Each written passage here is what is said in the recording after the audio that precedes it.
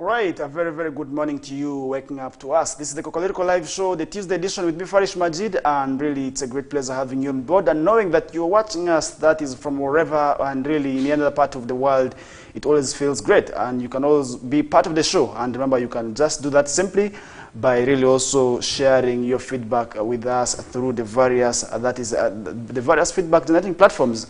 For those of you watching us via Facebook, feel free to really drop your comments there. And then for those of you watching us via YouTube, you should also really feel free to drop your comments in there. And we shall be in place to also read the comments and share with the rest of the viewers.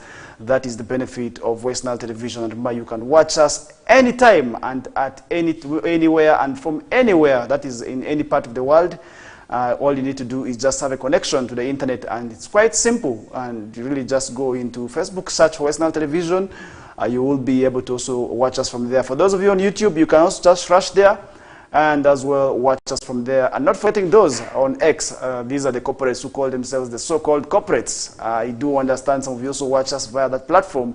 And we say it's great knowing that you are watching us from there. And really, we are here to ready to now give you what is happening also in the world of current affairs with what is also happening in WESTNILE sub-region. And we also stretch as far as internationally to also let you know of what is happening at the international scene. And remember, you can also be part of this show by also letting us know maybe of what is happening within your vicinities. You can just feel free to drop it on our comments there, and we shall be able to also really see it clearly there. And now, starting off the discussions for today from Busia, and really on a quite a sad note where we are seeing 4 pupils have died and 2 others are admitted in hospital, that is with severe burns after fire gutted their dormitory at Victory Nursery and Primary School in Busia Town Council. And this incident happened yesterday, and authorities have confirmed this. Really, we did see the deceased being identified as James Mugero, 11 years old, who is in P5, and also John Richard Oburo, who is 10 years and a P4 pupil. And others are Mahmoud Ali, who is in P3, and Odero Makoka, who is in P6, and Bukedi South Police Region spokesperson Moses Mugwe says the fire started at around 1 a.m. as pupils were already sleeping, and this is really quite unfortunate. And the cause of the fire is yet to be established. But I must say also we need to pray for our loved ones, these children who are at times in boarding sections, and really you find that they are vulnerable to these fire attacks. And in most cases, you realize that they also get to pass on, because this fire also comes at times when they're already sleeping. And then maybe also the dormitories also do not have maybe provisions, that is for emergency fire exits, which makes it very, very difficult for them. And I think also as the dormitories authorities who are, maybe the constructors who are to undertake these buildings also need to ensure that maybe in terms of fire, there's an emergency exit, so that we also avoid these tendencies of losing our loved ones. You realize that these cases tend to go on. And if you were to remember so many of these infernos, the Budok incident, you realize that so many of this happened. And over the years, all this happened. Last year, we did have cases where we did see one of the children, one of the schools in Mukono also really being affected by the same. And really, this was a school for the vulnerable children. And these were the blind, and really saw that bad incident really happened, which was really quite unfortunate there for them. But really we say, may their souls continue to rest in eternal peace, and also may God give the strength to those who lost their loved ones. And really we say, may their souls continue to rest in eternal peace. And maybe also the cause of the fire needs to be established. And for those who maybe have set this fire intentionally, we also pray that God also really also does something to see to that they get punished, because at the end of the day, really you realize that so many times these children are vulnerable to these fires, and really we also get to attribute this very, very much to the ADF. Remember what happened last year during the Kasese incident, where we lost a number of primary school kids, and you realize that also this incident wasn't a good one. And really we pray now that these issues need to be brought to book, because at this time we realize that also the ADF are issuing threats, and the security has called for calm also to see to that these issues are brought down. And really we realized that within this period there are really so many bad things going to happen, and really what is to be done is now what we expect security to do, because totally it is a work of security to see to it that these people are protected, and really where vulnerable children who are below the age of 10 could not be attacked. It is quite unfortunate, and really that is where we want to also say, if police is supposed to come up with a comprehensive report, that would also really be quite good. Amid all these threats, now the army is calling for calm, as we are seeing threats from the ADF now. We could have maybe attributed these fires to the ADF, because really last year what happened in Kasese was very, very much attributed to the ADF. And really, you realize that all these things continue to go on and on, but what is done to avert these challenges is what is lacking. And then also maybe avoiding all this once and for all is something that needs to be done. And Kano Dewa Kiki, the deputy spokesperson that is for the Ministry of Defense and Veteran Affairs, says UPDF and the other Congo forces would continue with Operation Suja to hunt the ADF rebels, as the LDUs are also there to ensure that there's protection of the citizens, and all this is supposed to ensure that there's safety among the Ugandans. And with all these claims recently issued by the ADF, where they actually warned that they would attack the country anytime, and really we are yet following up on to see to that they did not go on with their attacks, because at the end of the day we lose lives, and really also the lives at times we lose are very innocent who do not actually know of what is happening. And then why these people must attack them, really it is quite unfortunate to see to that these tendencies continue to go on, and that is really quite unfortunate. And that is where we also want to begin the discussions with and say, if these tendencies continue to go on, then definitely that would also really be very, very bad there. And that at the end of the day would also really ensure that maybe we continue to lose our innocent lives really in the hands of these errant or bad, ill-hearted people, which is really quite unfortunate there. And you are really, if you could be able to really see what was happening in Busia, there you will really see parents wailing, and some are regretting why they actually took their children to these boarding schools. Really, it is not bad to really ensure that maybe you take your children to boarding schools, but maybe they also the criteria for these schools to ensure that they operate well is now what they need to be followed.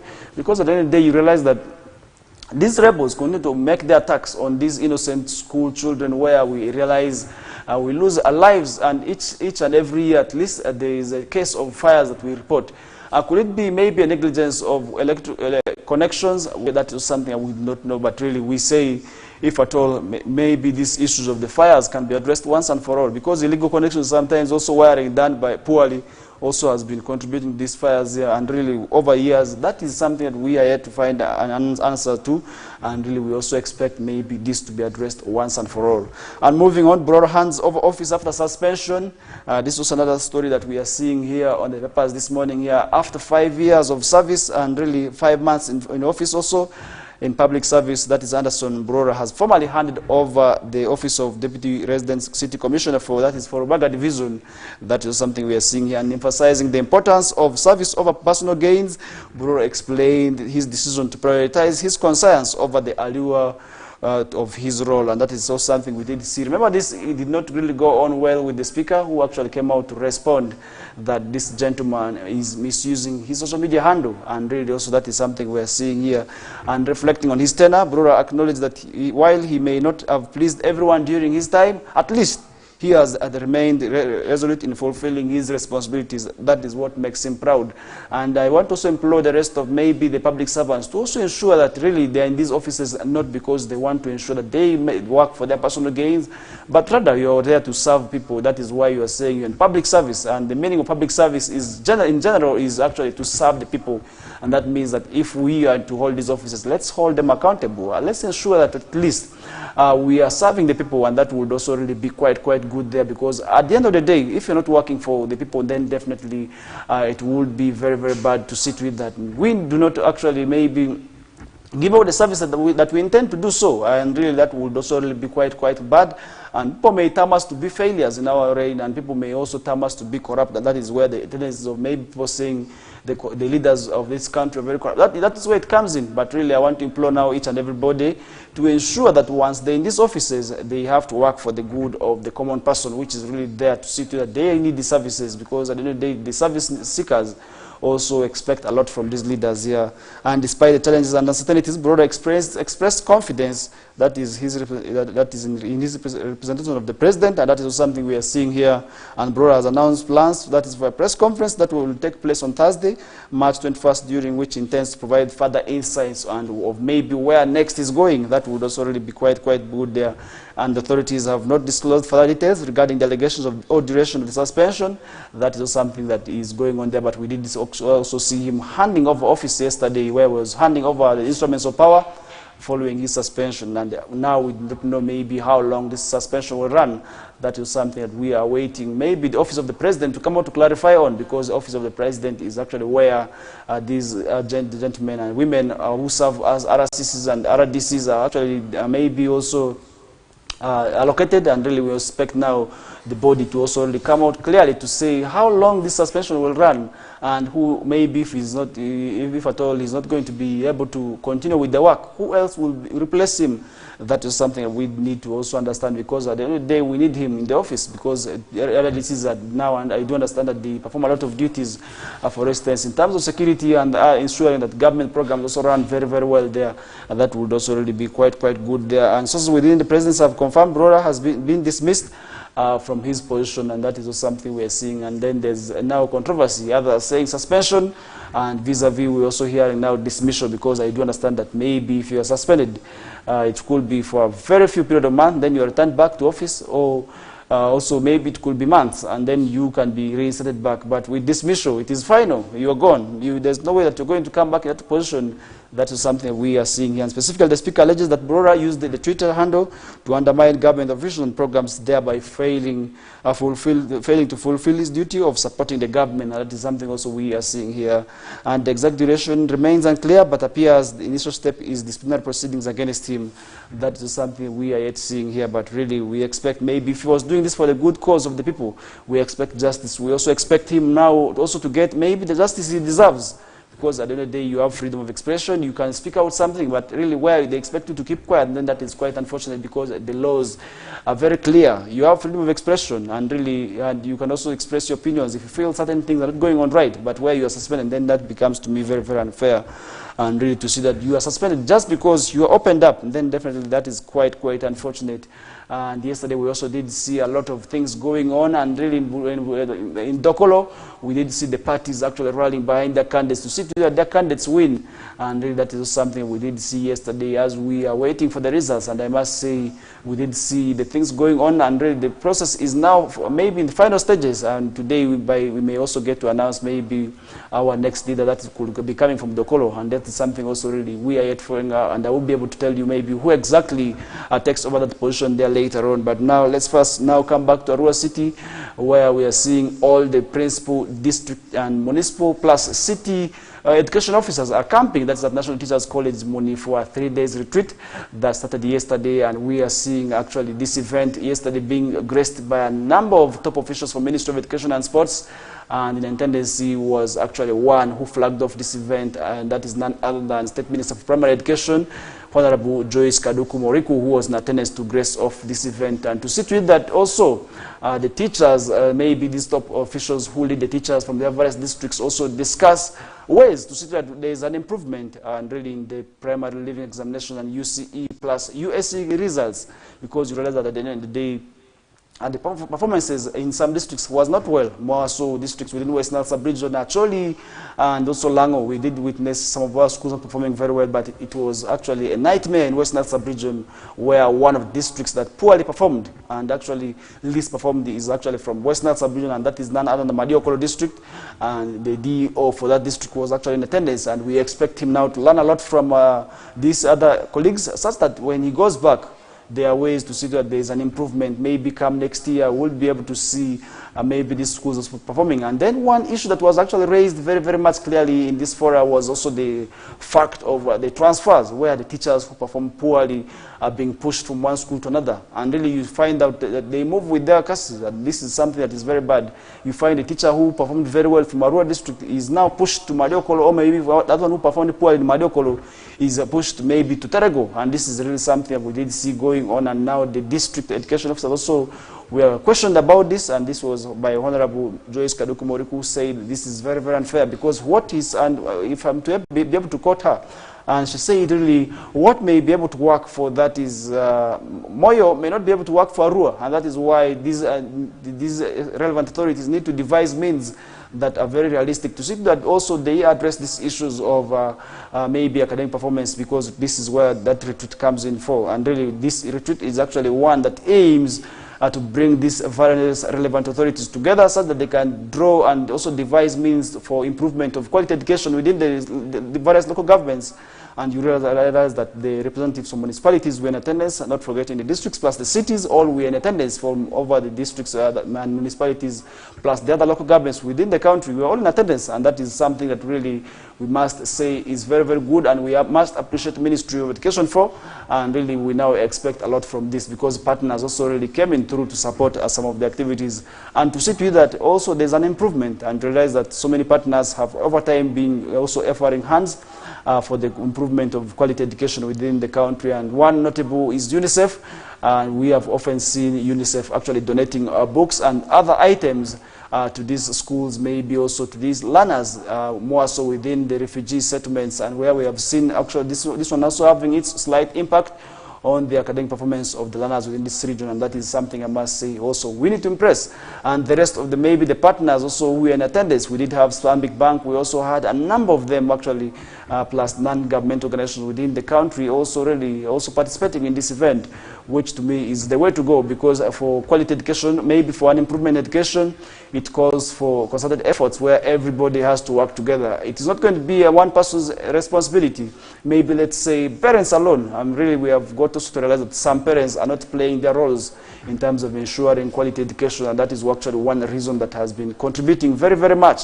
That is the poor performance within West Nile sub-region, and where we are seeing maybe the parents' mindset is still very much low in terms of feeding the children, in terms of also paying school fees, where the schools are asking for as much as low as 3,000. But negative mindset, some parents are now also hindering, that is also from these parents, or maybe from these schools, from getting the performance they want.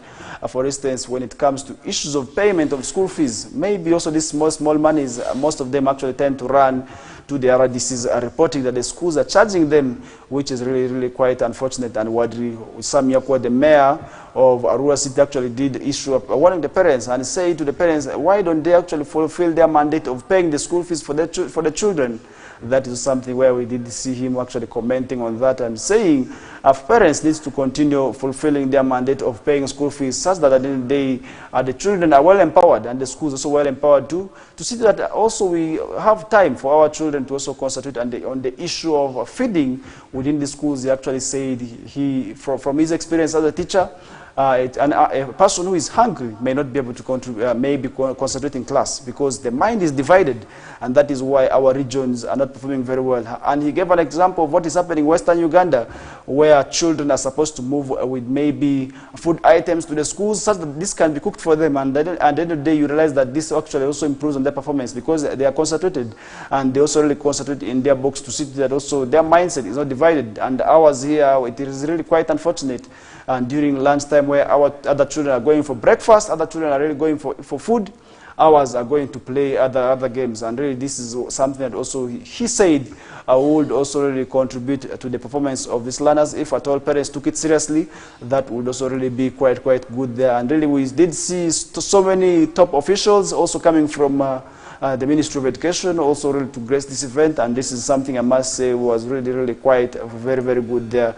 And at the end of the day, we expect now performance to improve, or really to see that also we do not lag by high in terms of also ensuring that our children, our schools perform very well there, and that would also really be quite good. And really we must now ensure that we protect our schools. Also we are in support our schools, such that at the end of the day also we have an improvement in terms of also the results, because our results, once they're alarming, there's something once I've always said here, that once the results are released, it is for the community. But when paying school fees, it is your duty entirely as the parent also to ensure that you pay also the school fees, you buy food for these children, and you also ensure that you follow them up to school, because it only does not remain in terms of just paying or buying food for the children. You have a lot more to do to see to that we improve the performance of the learners within this sub-region, because you realize that these three stakeholders have to work together in terms of also ensuring that our schools have an improvement in the results. First of all, maybe in my own opinion, the first stakeholder we are seeing here is the students or pupils themselves,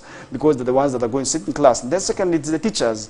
The teachers have a great role in terms of shaping these learners, in terms of giving them the knowledge, in terms of also imparting the skills in them, because at the end of the day also we do not want to see the children getting knowledge alone. We also expect them to get skills, and that is why the issue of the new curriculum is coming on board, and really we expect a lot. Now we are seeing schools also having skills of computer. We are seeing now skills of maybe tailoring, These are the things that we want. Besides that, at the end of the day, when these children come out of schools, they do not complain of tendencies of maybe unemployment or other issues because they're empowered, and that is something where we expect them. And third stakeholder is actually the parent, and the parent has to ensure paying school fees for the children, first of all. Then secondly, ensuring that the children are in good health.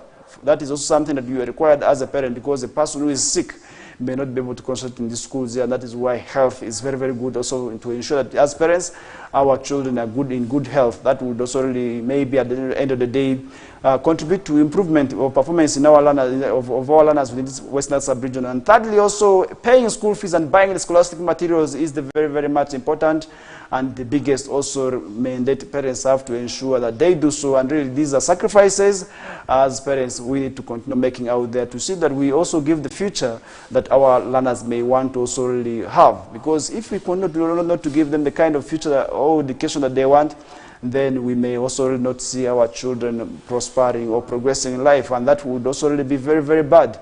And with the 21st century, where we do not expect literacy, where we expect our children all to be educated, if you do not also ensure that you pay your child as a parent, then at the end of the day, definitely your child will suffer very, very much with these changing eras. And remember, the education also is facing a lot of reforms. So many changes are coming, and teachers have actually also been questioned against the same. And this appeal was made by Aliwaru Daisy Philiam, the principal National Teachers College, Muni, to the teachers. And she said the teachers whom they want to make and also ensure that they come out very well need to be mentored and prepare so that they are prepared for changes of 21st century, among whom may also come with digital teaching, where the teachers now need to embrace that with the issues of computers coming on board and internet teaching also. That would be quite good. And really with that, we run for another short commercial break, and the first one for this hour. And really when we return back, we still have lots more to discuss with you here and there. Thank you so much.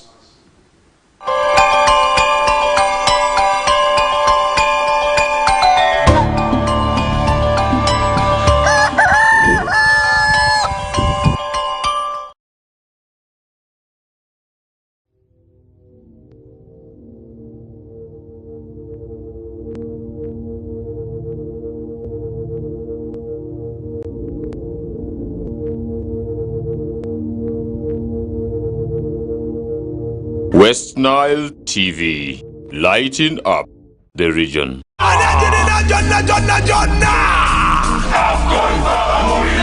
AFCON, all 52 games live only on Star Times.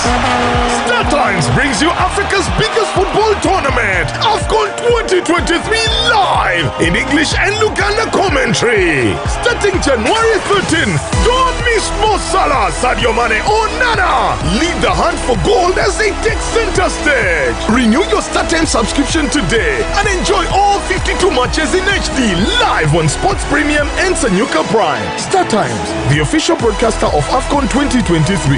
This message is powered by Techno, the official sponsor of AFCON 2023.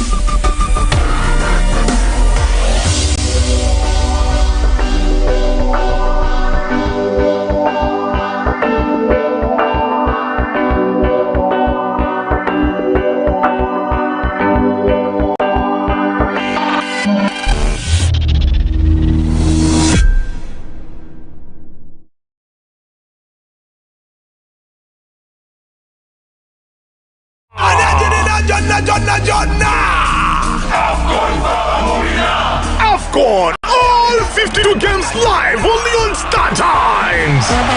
StarTimes brings you Africa's biggest football tournament, AFCON 2023 live in English and Luganda commentary. Starting January 13th, don't miss Mo Salah, Sadio Mane or Nana. Lead the hunt for gold as they take center stage. Renew your StarTimes subscription today and enjoy all 52 matches in HD live on Sports Premium and Sanyuka Prime. StarTimes, the official broadcaster of AFCON 2023. This message is powered by Techno, the official sponsor of AFCON 2023.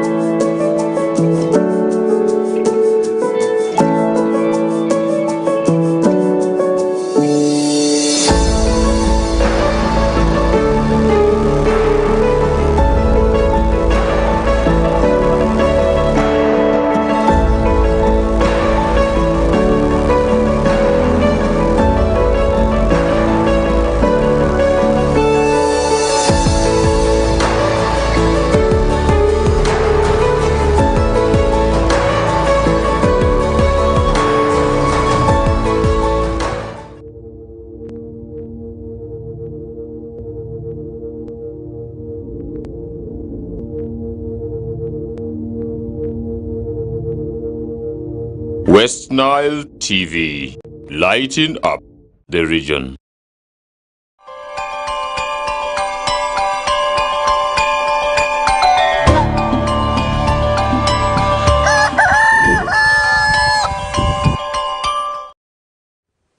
Alright, welcome back from that short commercial break. We are yet continuing with the Kokoliriko live show on WESTNILE television, and really it's a great pleasure having you on board, watching us from wherever you're watching us from. And within this period, you realize that the weather is really becoming very, very hot, and in South Sudan, I must say, schools have already been indefinitely suspended until a date that will be maybe also be communicated, because right now you realize the temperatures have gone very, very much high, and coupled with maybe the numbers of pupils and students within our schools that we could not actually maybe also cater and allow education to continue.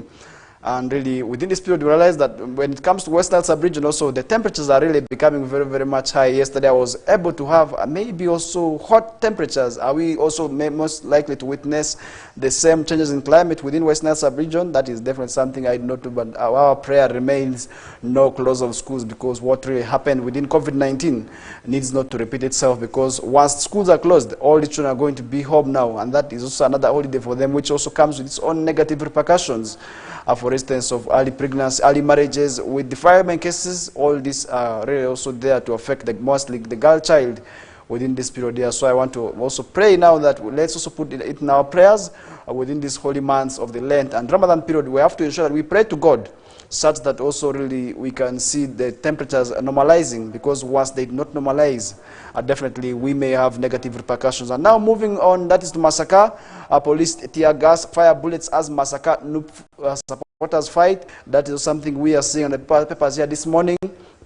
And police on Monday tear gassed and fired live bullets to disperse warring camps of opposition, that is National Unity Platform party members, as they exchanged blows over the party's mobilization strategy, commonly known as Kunga Uganda. That is something where we did see them also actually fighting for and forcing the police and UPDF to come to their rescue and fire tear gas and live bullets to disperse them. And members from the two camps, that's one led by Masaka City Mayor Florence Namayanja, and the other associating with under pressure former leader of opposition, that's in Parliament, Matthias Mpuga, who had convened at the party offices to really also discuss really also the party's members who had dissociated themselves from the party area 7 councillors who joined the Patriotic League of Uganda during the recent exercise where they did actually attend.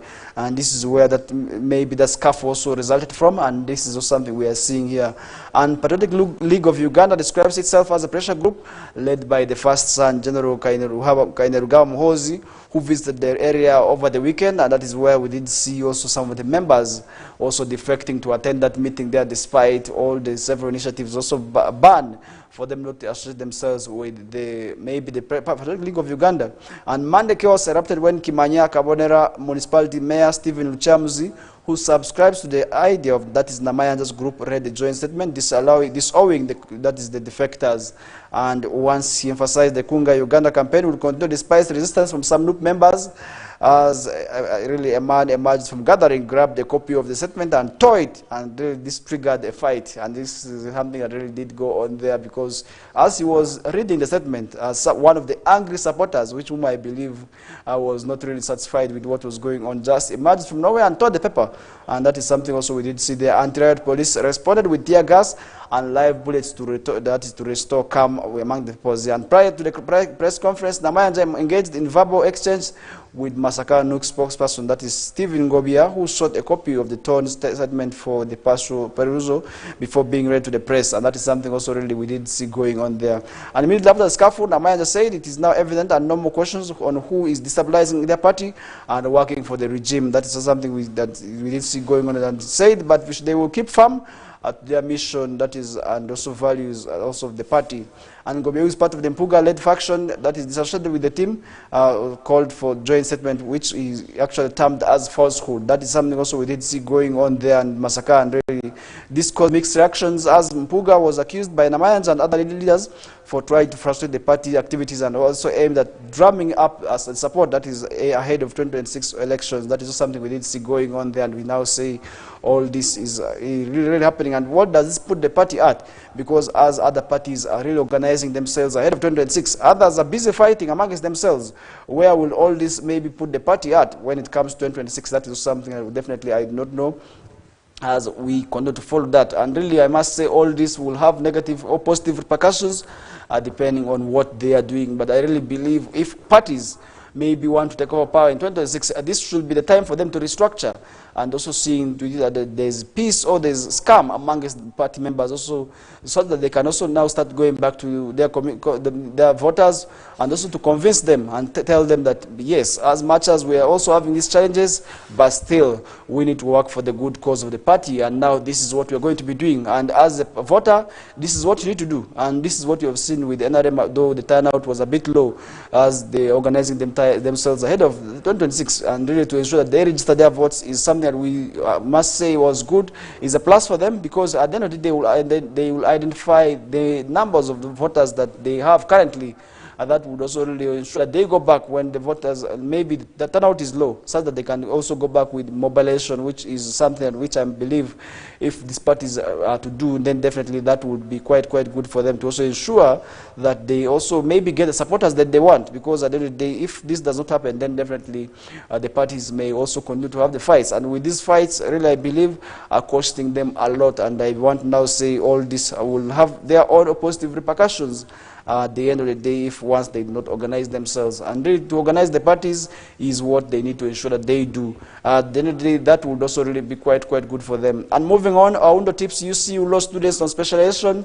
That is something we are seeing here. As aspiring legal aspirants, that is practitioners, have been urged to differentiate themselves through the specialization and mastery of the art to enhance their expertise and also increase their marketability and career prospects. And these are the students who are studying law, and really that is something also really we did see there. And this call was made by President of the Uganda Law Society, Bernard Aundo, during the Uganda Christian Law Society annual dinner. That's something also we did see there happening. And Aundo underlined the perpetual need that is for learning in the legal profession, setting the tone for discourse, focused adaptation and growth. This is where he actually made his call to these students.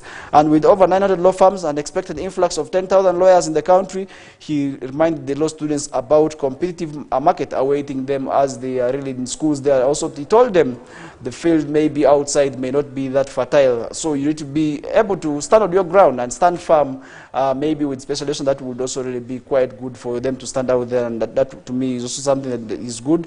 And stressing the accessibility of technology in modern legal practice, he also urged the students to familiarize themselves with emerging technologies. And really, you realize that today, court proceedings can be able to take place virtually, and that is a new development now. We are seeing something that was not there maybe in the 20th century, but in the 21st century we are seeing it emerging, and this is a clear manifestation that now there are changes in technology. At the end of the day, we may see a judge now sitting in Europe and making court proceedings in Uganda. That is something we are now waiting to see actually employed the law students now to also ensure that they have maybe also a chance to understand what is happening with technology, so that they also get themselves familiar with the technology, and this could also not leave them out. And that is one thing I also want to call upon now them to ensure that they also ensure that they do the same. Furthermore, he underscored the necessity of hard work and dedication, not forgetting quoting Malcolm Gladwell's principle of 10,000 hours of practice of mastery.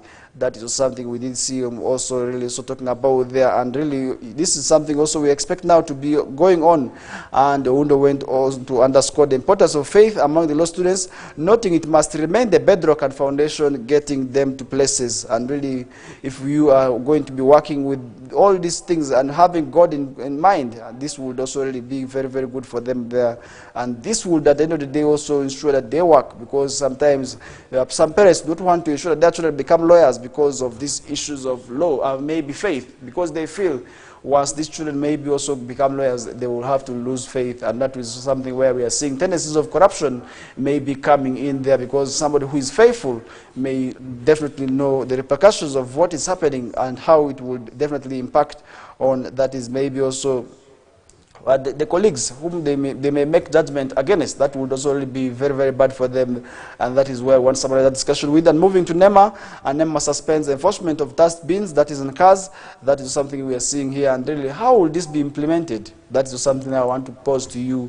And National Environment Management Authority has announced that they have suspended the planned enforcement of the requirement for all vehicles to have dustbins or pay ceilings. That is 6 million fine in default.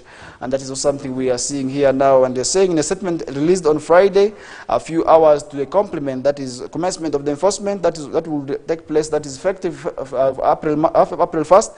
NEMA Executive Director Dr. Akwankwasa Bairega said the enforcement had been halted for at least 30 days after an engagement with Public Transporters Federation. That is something we are seeing here now, and really it would be quite good. more so the buses, really, this for them to also implement these issues of dustbins and realize that maybe this public means we do not love maybe the issues of dustbins within themselves, and that is why we are seeing some of the travelers also dumping garbage out of their ways when they are traveling, which is really quite unfortunate, and that litters our city. And realize some past maybe throwing the bottles from the windows, which is really very unfortunate there, and really also to also bring this rule, maybe the law about having dustbins in these cars, to me, would also really help address those issues. For instance, the issue of people dumping garbage anyhow, and really I want to now believe, and I want to say, if that is implemented, then definitely the issues of littering garbage anyhow will be addressed. And then secondly, the issues of also making our city look very dirty as a result of these travelers who dump their garbages anyhow will be addressed, and that is something that we are seeing. And now the grace period is applicable and for both private and public vehicles, but according to NEMA Executive Director, any vehicles seen littering or throwing trash will be impounded, and the owner will be arrested and therefore taken to court for proceedings, and that would also really be quite good. And he noted the enforcement of all other offences begins, that is today on April 1st. That is something we are also seeing, and really I want to say all this would be very good there, and that would also really be quite good. And really to ensure all this happen, then definitely that would be quite good to see to that all this are addressed. And I want to now say all this will be able to be for the benefit, that is, of maybe the citizens, because once we have a dirty city, all of us are not happy, but once we have a clean city, we all feel proud, and that is why we need to ensure that we embrace these reforms, and we also ensure that we work with them to see to that also these are addressed, and that is also something we all must see would be very good there, and really that will also really maybe help people to see to that we address these issues. And moving on, that is to Tororo now. As the country did close, that is NRM registration update, and really also in Tororo we are seeing NRM starts registration update, that in Tororo after dispute. Also that is something we are seeing here. A disagreement over appointments halted the NRM party registrar, that is update in Tororo district and Uganda, where members boycotted the process after the secretary picked a new registrar without consulting local leaders. And that is something also really we did see going on in the other areas where the leaders are actually complaining of non-involvement. And really to involve all the stakeholders is actually, to me, the way to go. And once we do not involve all the stakeholders, then definitely it becomes very difficult. And really this is where I want to now say, as the country did close, we are now seeing Tororo now taking part in the verification update exercise. And talks between Tororo leaders and the NRM secretariat ironed out the issues, and the update restarted with training of village registrars. And this emphasizes on local involvement, that is seems promising according to MP Frederick Angura. However, concerns linger in, that is Bukedi sub-region leaders. There are questions that the timing of the program's end and its effectiveness overall. And another member, that is Ivan Nangulu, expressed doubts about the program success, that is in Bukedi. That's something we are seeing there happening. That's part of the sub-region there. And the update continues in Tororo until next Sunday, with strong focus on preventing foreigners, especially the Kenyans, from registering. And also remember what happened in Arua district. We had the same concern, where there was also issue of maybe a fear that maybe some of the foreigners from the Democratic Republic of Congo could find themselves sneaked in to also ensure that they participate in this verification exercise. For instance, maybe also the allegations made by those who lost the flag and the flag bearers who actually lost it, for maybe the party members actually also did raise the same issue, as saying that during the election, they did have maybe intruders who were flown in from that is the neighboring part to also take part in the lining exercise, and that is why they actually lost the flags. And this verification exercise is the way to go to them, so that all the members will be identified and the voting process will be very transparent there at the end of the day. And that is something also I must say is happening there, and we now expect, or maybe also this exercise to run smoothly, and that at the end of the day would also really help address the issues of distances, and that would also really be quite good for them there. And that would also really, in my own opinion, help the party in terms of restructuring ahead of 2026. And now let's move on from that. Let's head to economy, where GDP is said to grow by 6%. That is the next financial year. and this is according to Minister Musasizi. And how do you believe that maybe, how do you check your levels? Because if the GDP is meant to grow, that means that we are closer to what the president is saying. That is where he wants to see everybody into the money economy, and that is where the dream of His Excellency Yoweri Kaguta Museveni actually most emphasizes on.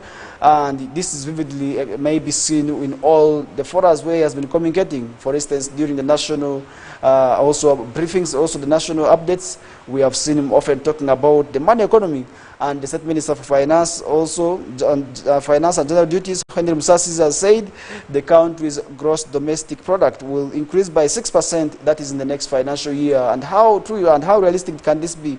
That is definitely something I do not know. And Musasizi gave the confidence not during a press conference, that is in Hamurwa Sub-County, Rubanda District, where the minister highlighted the manner in which the issues will be able to also really grow in terms of the economy. And that is something also we did see him also emphasizing on. And Musasizi, who also doubled as MP Rubanda East, noted that in the past years, the country's economy survived economic shocks that included COVID-19, Russia-Ukraine crisis, drought, plus also so many other calamities which greatly affected the country's struggle, that is into the money economy, also in terms of also growing the GDP.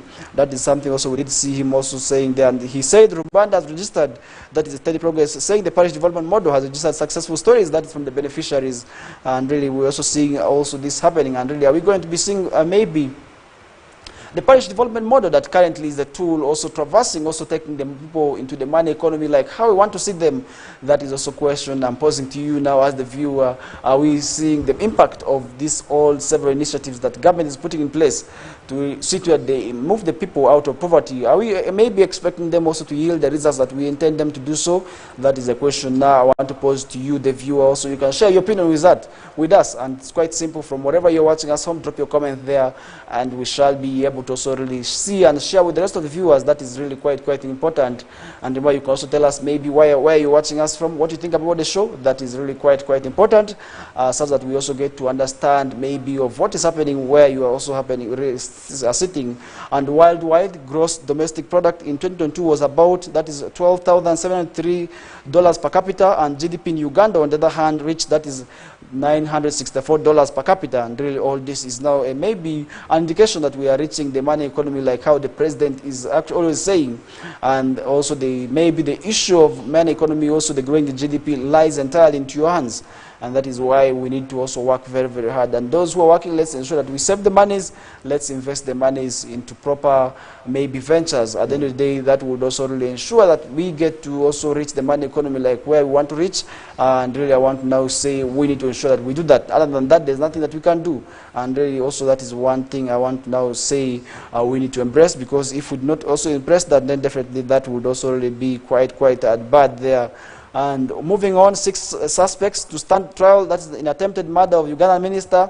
That is something we are seeing here now. The International Crimes Division of the High Court has confirmed 6 out of 8 suspects linked to the attempted murder of the Minister of Works, General Katumba Wamala, and the murder of his daughter, Brenda, for trial, and acquitted 2 suspects. And these are the things that we are seeing here now.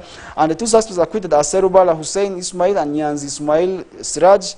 And really this is something also really we did see going on there. And really with all this attacks, really, I'm not against maybe saying that Muslims are being arrested, but sometimes you realize that maybe also names that come out, in most cases, are really names that we believe, I want to believe are also from maybe a particular religion. But why is that the case? That is something I did not know. Maybe also we expect now, maybe also an answer for that. Really also that is something we are also seeing. While the suspects, if you really look at all the murders that have happened in this country, right from the Kakezi, coming to Chigundu, coming to Abiriga, coming to, mention the names, maybe also you realize that all these names are really read somewhere, and really, or in most cases we say these are ADF attacks, but really, where do these people come from?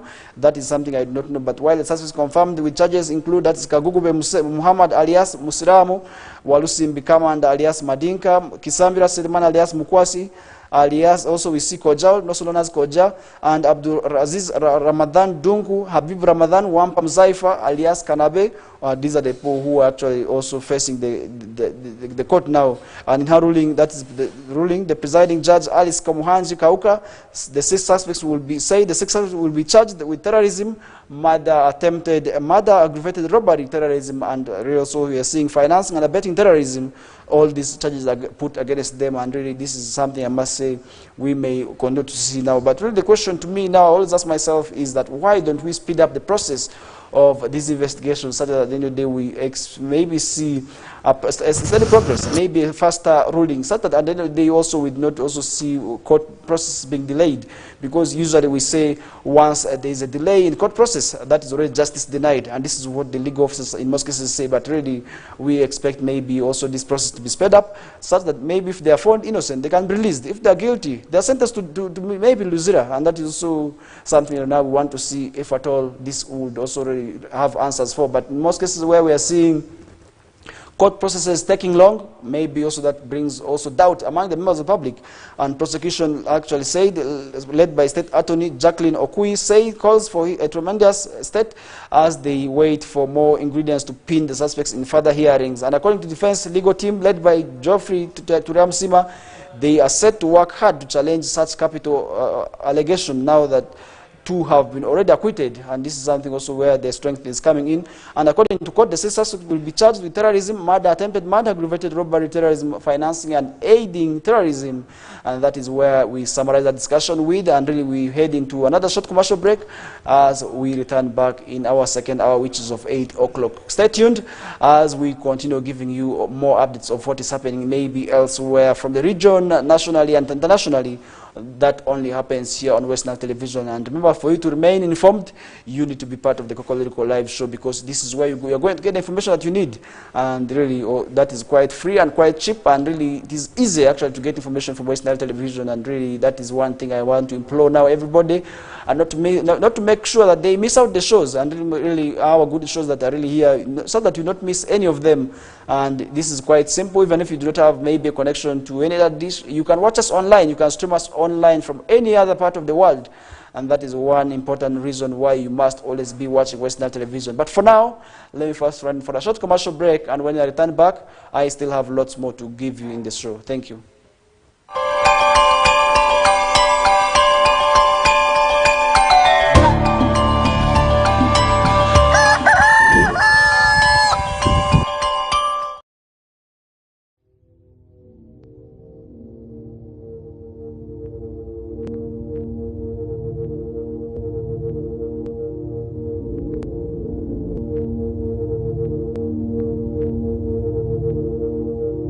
WESTNILE TV, lighting up the region.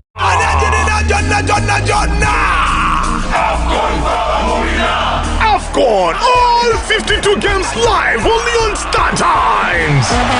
StarTimes brings you Africa's biggest football tournament, AFCON 2023 live in English and Luganda commentary. Starting January 13, don't miss Mo Salah, Sadio Mane or Nana. Lead the hunt for gold as they take center stage. Renew your StarTimes subscription today and enjoy all 52 matches in HD live on Sports Premium and Sanyuka Prime. StarTimes, the official broadcaster of AFCON 2023. This message is powered by Techno, the official sponsor of AFCON 2023.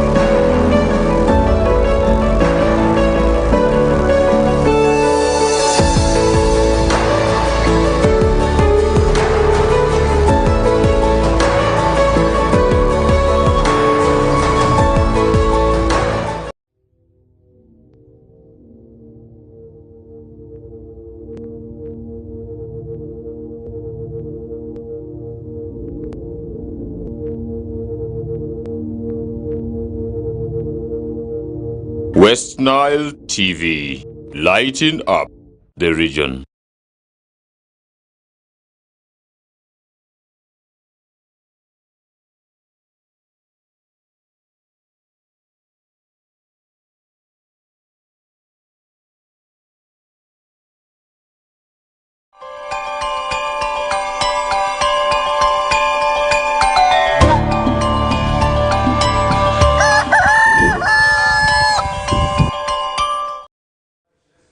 Alright, welcome back from that short commercial break. We are yet continuing with the show, and this is the Kokoliriko live show and the Tuesday edition of the week. And remember, this is our second day of the week, and really I must say it's a great pleasure having you on board, and from wherever you're watching us from. For those who have shared your comments, thank you so much, and for those who haven't shared, you can keep them coming through, and we shall be able to read them towards the end of the show, and really also share with the rest of viewers on what you think. And really I want to appreciate for those who have sent your messages. Mindset Joe, I can see your messages. Ngamvile Alfred, I can see your message. To our Chawasemi as well, I can see your messages. And for those who have not yet sent your messages, you can keep them coming through. And now heading to Zombo District, leadership has got the leadership there have commissioned, that is 30 working hand tractors and 1 horsepower tractor, donated by the Ministry of Agriculture, that is at Paida Cultural Center in Zombo District. And really this is something I must now say is a kudos. And remember, all these hand working tractors are going to help, that is in boosting agriculture, and that is a plus for them. And really with maybe the return of the rains anytime from now, we expect also now to see that people take advantage of the rains. And really a few minutes ago we were able to witness some bit of drizzles within Arua City, and I do not know what that meant. And really where we are worried, we are seeing some bit of drizzles, because right now most of the people from West Nile sub-region, I must say, are very much worried because of the proximity of what is happening in South Sudan. Are we also likely to expect maybe the same to happen in West Nile sub-region? That is also definitely something I do not know, but we may also see the same. And really what we need to do now at this time of the hour is let's ensure that we pray, because once we not pray, and then definitely God may also worsen the things. And remember, we are already in the holy months. The Christians are also really observing, that is the Lent period. Muslims are into the Ramadan period. Today also it could be the 9th day, I do understand.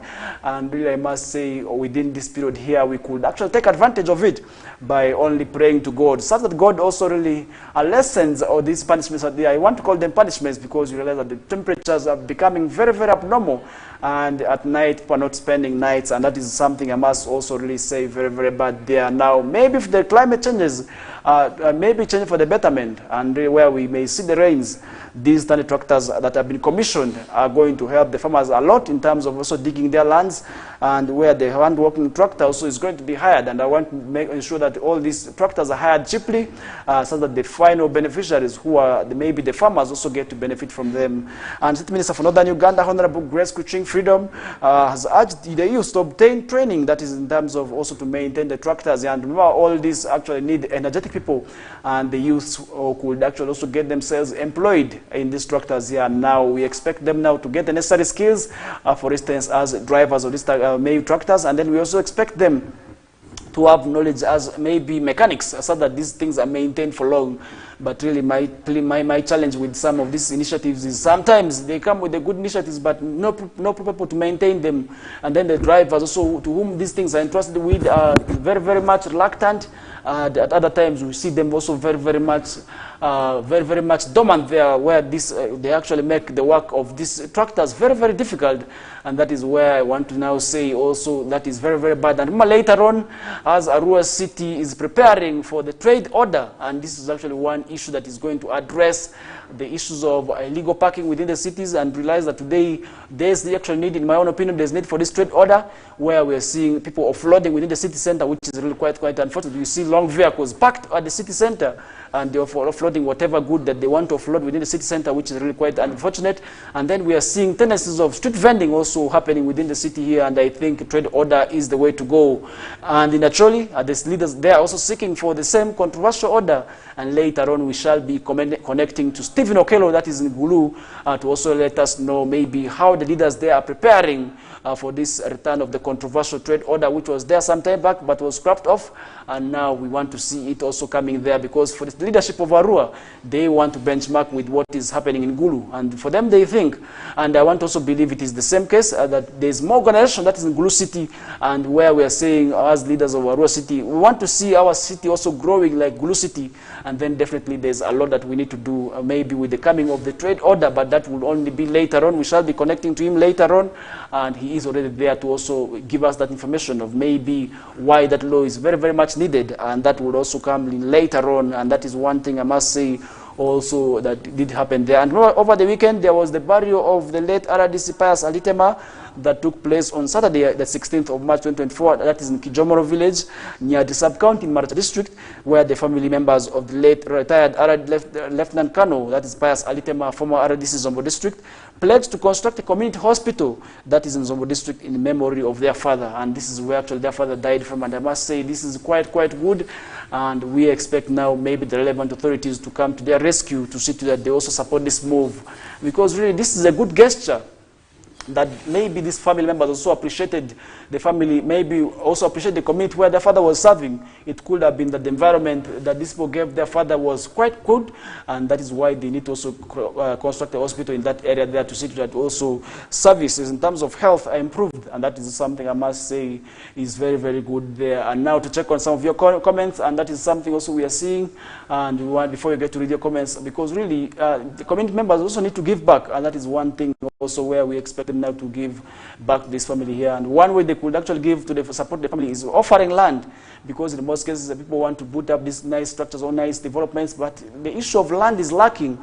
And with the increase in population, land remains stagnant, land remains constant, but population keeps on growing on, and that is why we are seeing encroachment and infringement, or maybe also on wetlands, because with the encroachment on wetlands, I believe one factor that is actually contributing to that is the issue of increase in population. And with the people of Zombo, definitely they need this health facility, I must say, because the health facility there is not enough. We realize that the health center there is within Zombo, and really also all this could not be able to sufficiently take care of the people there. And their father, actually, one reason that they could have actually maybe opted to construct this hospital is because their father actually died on the way that's en route from Zombo to a hospital where he was being rushed for further medication, and now to have also that hospital built there, it would be in future also avoiding maybe several cases of like what happened to their father from happening, and that would also really maybe improve on the health of the people within that area there.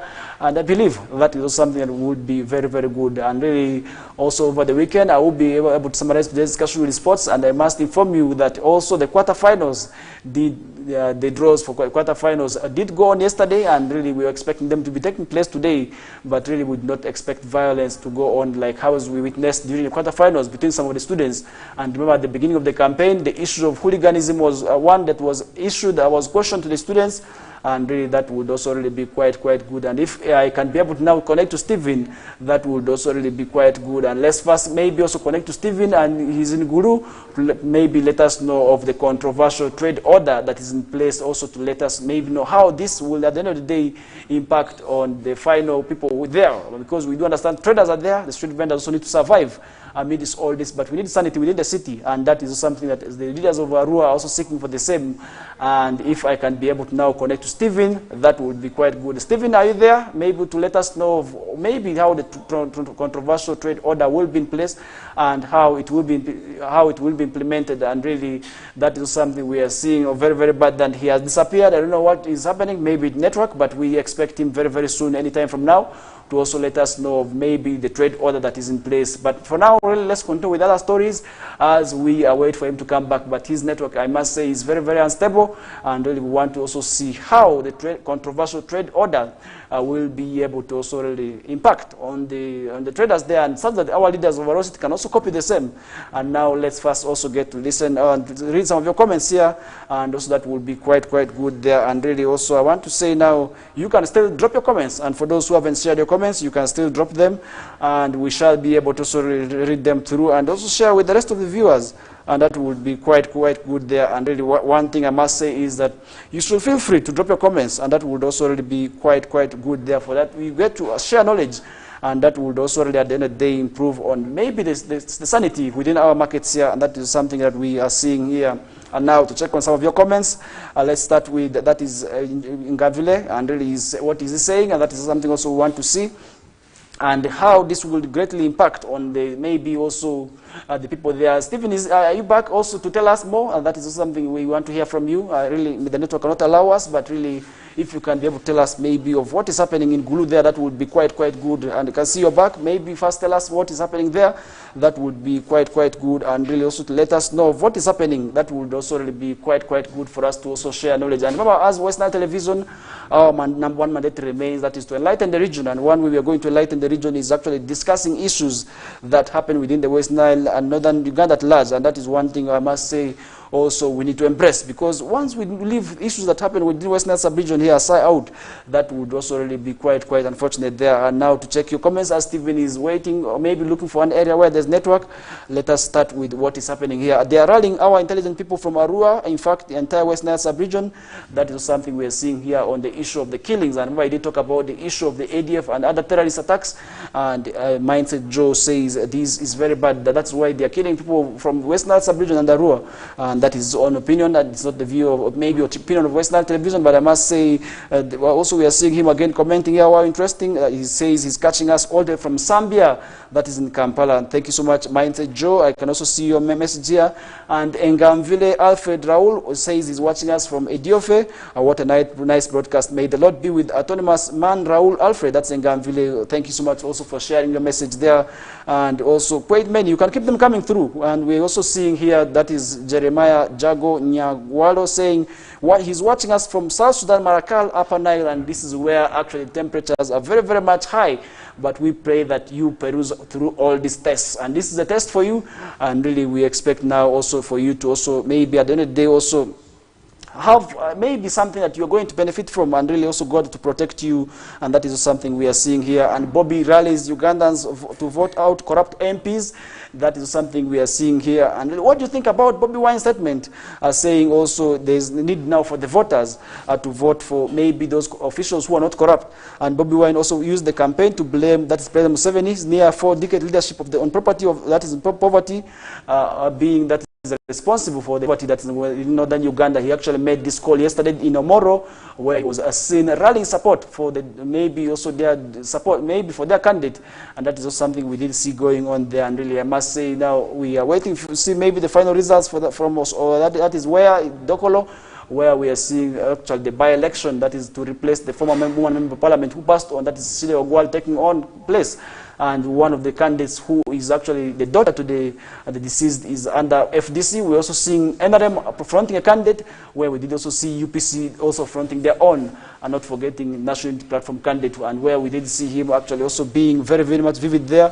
And that is also something I must say did go on there very well there. And we are expecting now maybe for the people of Dokolo to decide on who exactly will be able to also really maybe or take over the leadership there in the next tenure. A National Unity Platform party leader, that is Robert Chagulanyi Sentamu, has urged Ugandans to vote out those whom he called corrupt, and this is also those whom he called as thieves, currently occupying seats in parliament. And this is something we did see him also happening there. And remember, we have seen him happening also having wrangles within the party over time, or recently, where we did see him actually conflicting with one of the strong party cadres, whom I believe is actually one that is from Masaka. And this is Matthias Mpuga, where we did see him actually also take over that responsibility from him. And he actually also came out to demand for resignment of the same leader, as that is a commission. And that is something also we did see going on there. And I must say now, all this will at the end of the day also have their own negative repercussions. And really we expect now organization, so at the end of the day, where we expect these people to organize themselves right now, we do not have tendencies of maybe also fights, in-house fights, and these intra-party fights really cost these parties very much. And remember, the National Unity Platform, just like FDC, is also going through a lot, where we're seeing other parties a bit very much quiet. The DP is quiet, the UPC is a bit quiet also. We're not witnessing maybe fights from there. And NRM as well is also very much quiet and vividly organizing themselves ahead of 2026 there, and that is also something we are seeing there. And now police announces a new crackdown against drivers without licenses. And this is also some story we are seeing here on the papers this morning. And I must say, it's quite a good move, because at the end of the day, you realize that today we are having a number of accidents on our roads where we continue to lose lives each and every day. And really, maybe also where these accidents are resulting from, or we do not know where they're coming from. And really, I want to believe it could have been that the drivers who are on these roads sometimes not qualified to be on these roads. First of all, they do not have the licenses, or they could be having expired licenses. And as they are trying maybe to rush out or escape from police or other the relevant authorities, that is where we're seeing these accidents also happening. And I believe the crackdown is quite good, and really we expect now all this to happen. And police say drivers without valid driving license should not risk driving on Ugandan roads. That is effective Monday, and today we are not expecting them now, anybody who is without license, to also appear on our roads, and that would also really be quite bad there. And spokesperson, that's for the Directorate of Traffic, Michael Kananura, says all drivers without driving licenses should not risk that is using the roads also to beyond Monday. And this is something also we are seeing here. And he revealed that in the operations, offenders will be issued express penalty schemes, tickets, that is with 2013 EPS regulations. And this is something we are seeing now. And for those who know how to drive without the license, you definitely know what this crackdown means. And that means that you should rush out to maybe process your licenses, and you also become maybe that eligible road user. Because at the end of the day, we are witnessing a lot of accidents today, I must say, where we are seeing also cars being knocked by other cars. Maybe also we are seeing people maybe being thrown, that is in terms of accidents, where we are seeing the vehicles overturning, where we are seeing issues of overspeeding resulting. Really, all this have been making citizens lose a lot of lives, and I must say now all this is not good. And really, this gesture of maybe also issuing out this punishment or issuing out this warning for those who do not have licenses is quite good. And I want to also extend the same warning to those who have licenses, but the licenses are currently expired. And driving permit, actually, sometimes I realize that some people actually process the 2 years permit, 3 years, 5 years, and after expiry, they do not go back, but they continue to use the roads, which is really quite unfortunate there. And really, I want to now caution each and everybody to ensure that once they are on these roads, they are on the roads with maybe the right criteria, such that at the end of the day, we avoid tendencies of people also causing accidents. Because as a road user, I realize that so many bad things happen today, where we're witnessing also a lot of issues, where we're more so with the issues of accidents, where we're witnessing our border-borders being killed each and every day. And I want to also maybe this issue, caution police, let this warning not only remain to those who are drivers and the border-borders. I don't know how many border permits really within our city. Very soon I will expect and invite the border leadership in studios to also come and tell us maybe how many border we have within the city, where we are seeing those who have licenses having the permits. Because you realize that most of them actually do not have permits, and everybody can just become a ride on the roads and really also risk the lives of the citizens on the roads. That is really quite unfortunate and really quite unfair, where we are seeing maybe this access could be resulting from the negligence of these border riders. And I want to also believe that maybe if the border riders could also be processed permits, that would also really be quite good. And so that this would also put those who are also behind these conflicts maybe at warning. So I think that is something we are also seeing here. And we now say all this have to be addressed, such that at the end of the day we do not also see tendencies of people losing their lives. And that is where I want to put that discussion to a close. And remember, the issues of fights in APA have oftentimes been going on, and UPDF together with Uganda police have arrested instigators of APA violence, and they have charged them with murder. And remember, all these things have always been there, but really with no proper answers. And over time, all these have been going on. And now, are we expecting this to be final? Because the issues of that is the fight that is happening in Yapa, that is between the Madi of Ajumani and the Chole of Amuru, have often been going on. And really, right from 2013, we have seen so many lives being lost. And this year already, we have lost about 2 lives. And last year also, we lost lives towards the end of the year. So I think all this is really something we expect maybe answers from now. And also to see to that maybe this does not happen again. Really, you realize that this fight that is happening in Apa is said to be maybe over the minerals that are said to be in another area, but there are also people said to be behind the fights, and where we're seeing also these fights going on. And the joint operation led by UPDF and Uganda police has arrested a number of people involved in the orchestrating violence that is in the general areas of Apa, and also between the Madi and the Choli communities in Ajuman district. According to UPDF 4th Division Public Information Officer, Captain Kato Ahmad Hussein Hassan, on March, that's the 7th, that's 2024, the joint forces will be operating in Pekele subsequently intercepted and arrested one that's identified as David Goma Mori, 40 years, who was found with the 15 balls and arrests and balls in his possession. So I think all this will also be able to be used really by this point in this fight here. That is where we have been seeing people using these balls and these pangas, where we're seeing people being also abducted, and really this is quite unfortunate. And he explained that the joint team also arrested Charles Okoya, also known as Rot, and actually from Apa, who was involved in the recent revenge attacks that on the Mahdi on February 20th of 2024 in Pekele sub-county. And the operation also led to the arrest of Moody Patrick, also known as Doctor, 45 years old from Obure village, Adopi sub-county in Adjumani East, that's in Adjumani district.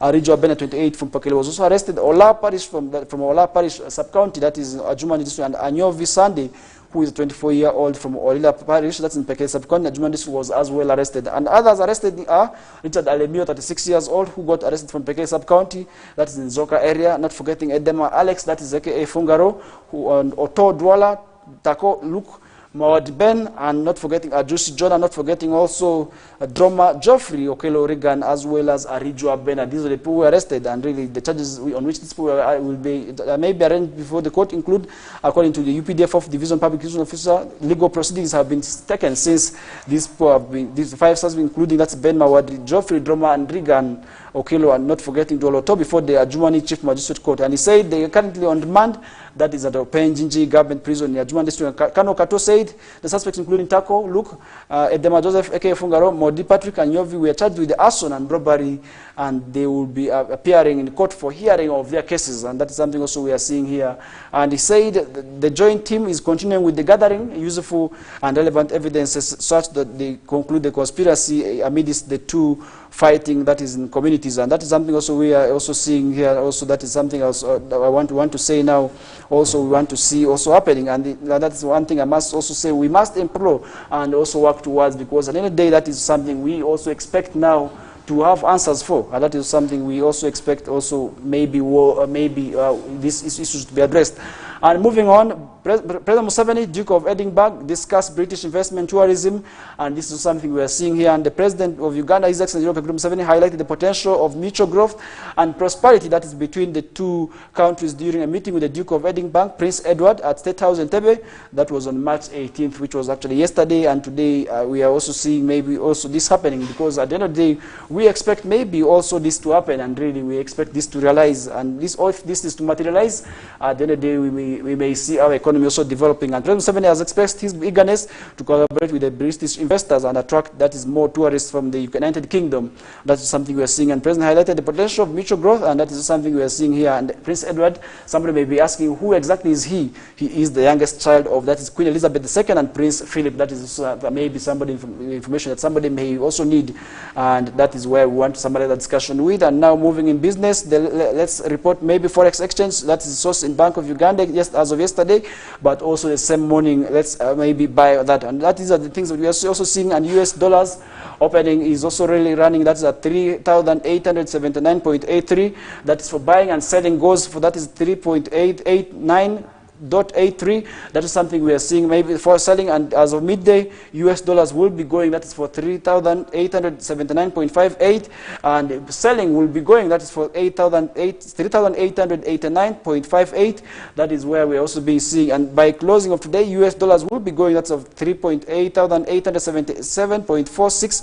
That is something we are seeing here, and that is something we are also seeing. And then maybe that is where simply we can also be able to also maybe reflect for you there of what is happening. And then with that, we are going to be running for a short commercial break, and this is the Forex break. And when we return back, we still have lots more to give you as we continue to wind up with the show. And remember, we still have the sports, as I will be taking to maybe telling you how the draws for today will be going on. And remember, the draws were released yesterday, and today we are expecting the games to be taking place. And notable among the games is actually the game between Aro Public Secondary School and Vara SS. The venue has not yet been announced, and really where the games will be taking place has not yet been maybe also communicated, but it will be taking place today, though the time by yesterday was not yet announced. And I will be telling you maybe which other teams will be continuing to play in these games here. And that is why you must also be part of the show. And as WESTNILE Television, we are there to touch all aspects. That is why it is also very, very much important to tackle sports in the discussions as well. And remember, I will be letting you know of maybe what other games could be taking place elsewhere, and feel free to also really be part of the show. And this is the Kokoliriko live show on WESTNILE television channel 0073 on Zuku, and from wherever you are watching us from, we say thank you so much, and also we appreciate you for being a part of the show. And maybe also you can drop your comments, and as a viewer, and maybe as somebody who has been following these games within Aurora City, you can tell us maybe which team you think will be able to make it through, that is the finals, and maybe past the quarterfinals today. Which teams do you think will be able to also go through?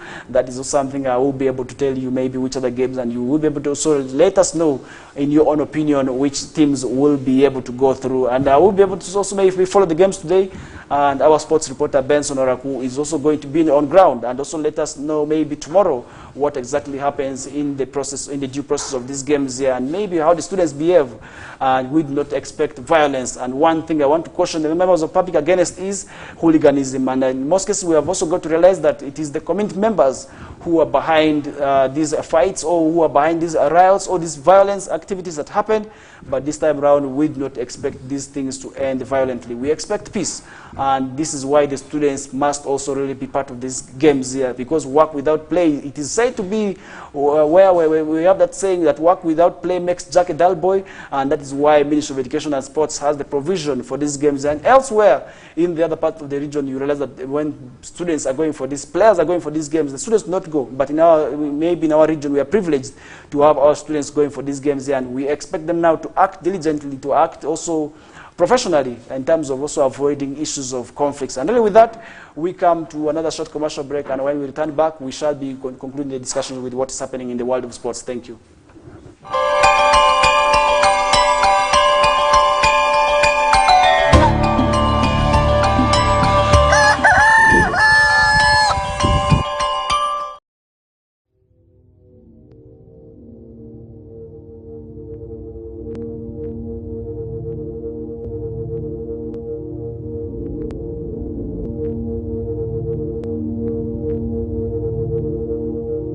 West Nile TV, lighting up the region.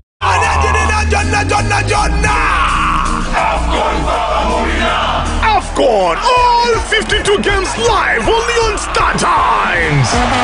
StarTimes brings you Africa's biggest football tournament, AFCON 2023 live in English and Luganda commentary. Starting January 13, don't miss Mo Salah, Sadio Mane or Nana. Lead the hunt for gold as they take center stage. Renew your StarTimes subscription today and enjoy all 52 matches in HD live on Sports Premium and Sanyuka Prime. StarTimes, the official broadcaster of AFCON 2023.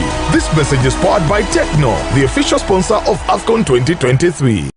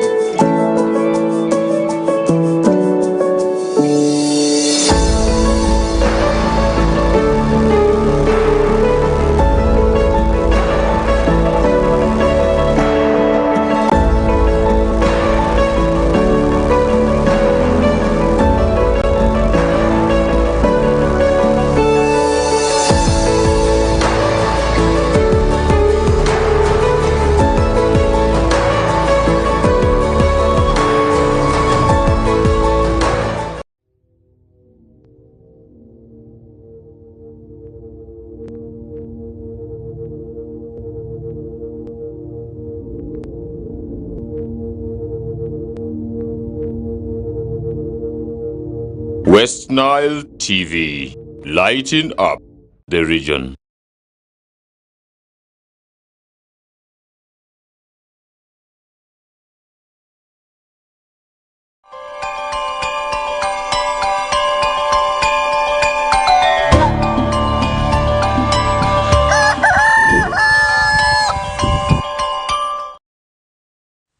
Alright, welcome back from that short commercial break. We are yet continuing with the Kokoliriko live show on West Nile Television, channel 0073 on Zuku, and online from wherever you are watching us from. We say it's a great pleasure having you on board. And I did mention to you that I will be able to let you know of maybe the games in the quarterfinals, and somebody out there may be asking themselves that maybe what are some of the games that maybe which schools from the Arua city maybe in the post-primary school games did qualify to the quarterfinals. And really we're also seeing the draws being released yesterday, but also yesterday maybe the venues and the time for these games were not released. And I must say so many of these games are now going to be taking place today, and really we do not know maybe where exactly they will be able to take place. But if I can be able to mention to you some of the games that we shall be witnessing today, there will be a game that is in the quarterfinals for boys category where Mfareses will be taking on Arua Big Secondary School. What do you think about the game? Is it not going to be a highly contested game? That definitely is one we're going to be witnessing, because we're going to be seeing a repeat of what has been happening over years. And remember, these two schools have always carried their grudge, and they are maybe also their battles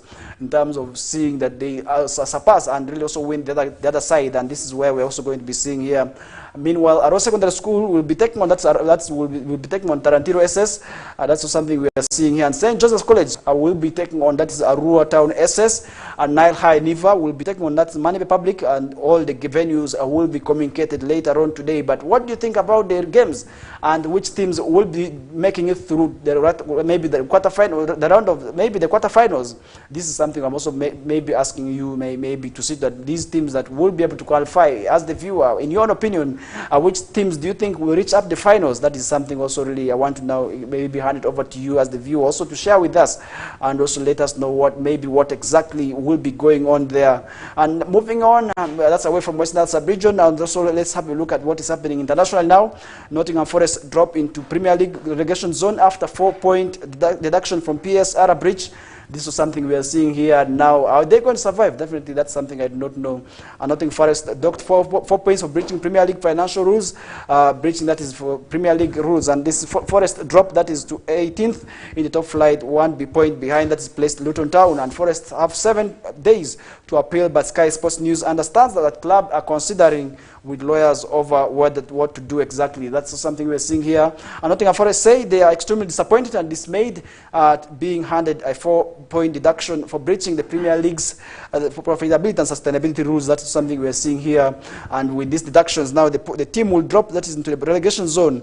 That's in the 18th position, 1 point just behind, that is Luton Town, who moved up to 17th with 9 games to play. And remember, the Premier League is, as it's almost coming to an end, we are left with just about 9 games or 10 games perhaps for other teams also to see that they actually get the next winner. Maybe for this campaign, where we're seeing the contest between maybe the top 4 teams, Arsenal, Liverpool, and Man City, as the 3 contenders, as really we want to see also maybe which of the 3 teams will be able to win it by ensuring that they win all the games.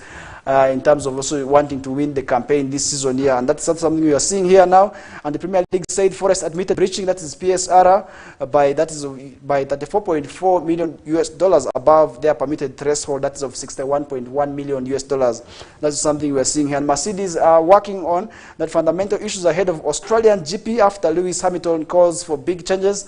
That is something we are seeing here. And Mercedes endured a challenging start, that is to 2024 the Formula 1 season in Bahrain and Saudi Arabia. Watch the Australian Grand Prix live on Sky Sports Formula 1. That's also something we are seeing. And having entered the new campaign with hopes of being Red Bull's nearest challengers, Mercedes failed to place a car that in the top 4 in either Bahrain or Saudi Arabia, as Max Verstappen led a team led teammate, that's Sergio Perez, to dominate 1 points, 1-2s, and that's also something we are seeing here. And Lewis Hamilton, who has been outperformed by teammate, that is George Russell, in both races, say the finishing 9th in Jeddah, that big chances are still required beyond the overhaul that was meant to have advanced their underperforming cars of the 2 years, and that's something we are seeing in the world of cars there. And I don't understand, some people are fans of this game, and where we are seeing them actually very, very much affiliated to the game.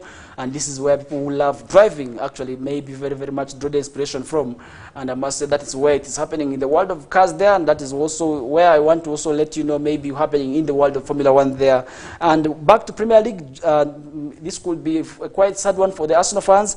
Gabriel Magalhaes pulls out of Brazil's squad with suspected injury. Gabriel Magalhaes was said to have maybe got an injury has now been pulled ahead of that in the upcoming friendlies against England and Spain due to suspected injury. A problem that is also something we are seeing, and it could be a sad one for Arsenal fans. And the 26-year-old who has 6 caps, that's for his national team, has been replaced, that's in the squad, by Juventus defender Bremer. That's something you're seeing here. And according to Daily Mail, the withdrawal is down to precaution rather than a serious injury, with Gabriel said to be carrying on a foot problem. And that's something also we are seeing here. And now the former Lille centre-back has been a key figure, that's for Arsenal this campaign, where we're seeing him also scoring, also maybe defending very, very much vividly there with 26 league games appearances this season.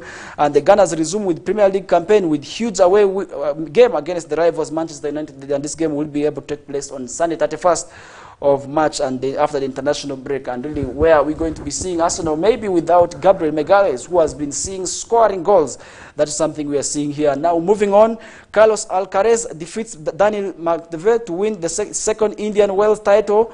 That is something we are seeing here in the world of sports, and the world number 2 took only 1 hour and 40 minutes and 42 minutes to claim victory. Carlos Alcaraz defeated Russia's Daniil Medvedev, that is 7-6, really also on Sunday, to win his second straight PNB Paribas Open title at Indians also Wales. That is something also we did see. And the second number 2 took only 1 hour, that is, and 42 minutes to claim victory, making Alcaraz first title since his triumph at Wimbledon last year. The 20-year-old Spaniard began this Indian Wells tournament with 6-3 record on the season, and also an injured ankle, which is sustained also during the latest outing, that's in Rio de Janeiro, Brazil capital there. Also, that is where I want to also now some discussion with, and say also that is something that could have happened on a sad note, and really we also want to say now that is quite a sad one, where we're seeing also that happening. And moving on, effort to work with police over tragedy chanting hard during Manchester United-Liverpool game.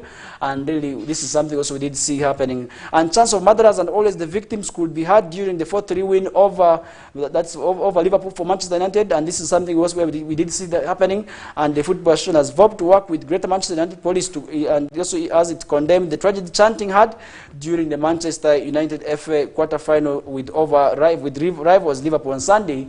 And chants of murderers and always the victims could be heard coming from a section of home supporters in the Stratford end of at Old Trafford, with the singing audible on the live television broadcast on ITV1. That is something we did see going on. That is where within the game between Liverpool and Manchester United, which game ended 4-3 in favor of Liverpool, in favor of Manchester United there over Liverpool. And this is something where we did see the fans actually growing rowdy and chanting several of bad incidences, which we really must also condemn, where they were saying actually making chants of murderers, which for me was not really quite good. And that is something also really we want to see also, maybe also see what happened, and that is definitely something also we must also condemn, because what happens there is really quite unfortunate, and really we also expect those issues to be brought now to book, and really also those very, very bad issues also to be able to also be addressed. And now moving on, as we come to the end of today's discussion, and really if I can be able to also go through some of your messages on Facebook before I get to end up with the show. Jeremiah Jagonya Angwalo Jean has also replied and talking about the issue of the temperatures, and says, my blood temperatures in Makalakal is very hot as it reaches, that is 43 degrees Celsius, which is really quite beyond the normal. And really this is something I must say is quite unfortunate, but we must continue to pray, and as stakeholders we must ensure that also we also take care of the climate. And really this could have been a result of climate change, which is said to have actually been resulting from the issues of tree cutting, and really without also replacement of the trees. So I want to now implore each and everybody, let's go out and start planting trees. And for you to plant a tree does not also need maybe a huge chunk of land. At least if each homestead is supposed to have a tree, then definitely that would also really have an improvement in terms of the climate change we're talking about. And really that would also really see to it that we reduce the tendencies of the climate change that we are having today. And really you realize that most of our homes are going to become very hot, and people are going to start abandoning their homes, maybe their houses, to start sleeping outside, and coupled with the issues of mosquitoes that we have today, really that would also really be very, very bad. And it reminds of scenarios where we used to go to the village. I will not mention where exactly, but we used to sleep out because inside it is usually very hot at night. You cannot sleep, and with these tendencies of these people who also come and really do their work at night, it is quite unfortunate. Really, I must say this is something we have also seen happening, and really we now pray that these issues of the climate change can be addressed. And if the religious council, maybe the inter-religious council members can also come out clear to pray for this, definitely maybe we could also see this happening. And they prayed for COVID-19, and COVID-19 also maybe reduced and ended. And we also expect them now to come and pray for us also with this maybe changing weather conditions. At the end of the day, we would also really see to it that we also avoid ourselves from these tendencies of the climate change, where it is becoming very, very unbearable for people to sleep in their houses. And I don't know where houses in Juba without ACs are going to go through. I really don't know what they're going through yet, but I will be able to sort of maybe have a feeling of how it is in Juba when it comes to the issues of this climate change, where the climate weather is very, very much hot. And really, I must say, definitely they could be going through a lot. And really, that does it for today's edition of the Kokoliriko Live Show. And my name is Farish Majid. I hope I had a wonderful time with you, the viewer, and for those who shared your comments, I very, very much appreciate them. And we shall be able to certainly return, that is tomorrow, and we must say, let's keep it in touch for the Wednesday edition. And really, you can do that quite simple from wherever you watch us from. You can still also watch us from the same platform. And I say, wish you a very, very good day, and really also wish you also good in your endeavors for today. And let's pray that the day ends fruitfully. And also, I want to pray to you that maybe if the day ends very, very well, that would be quite, quite good. And really with that, I come to a close of today's discussion. And up next is the news bulletin in Lugbarati with Fete Emmanuel. And for the Lugbara speaking community, this is the way to go. Stay tuned.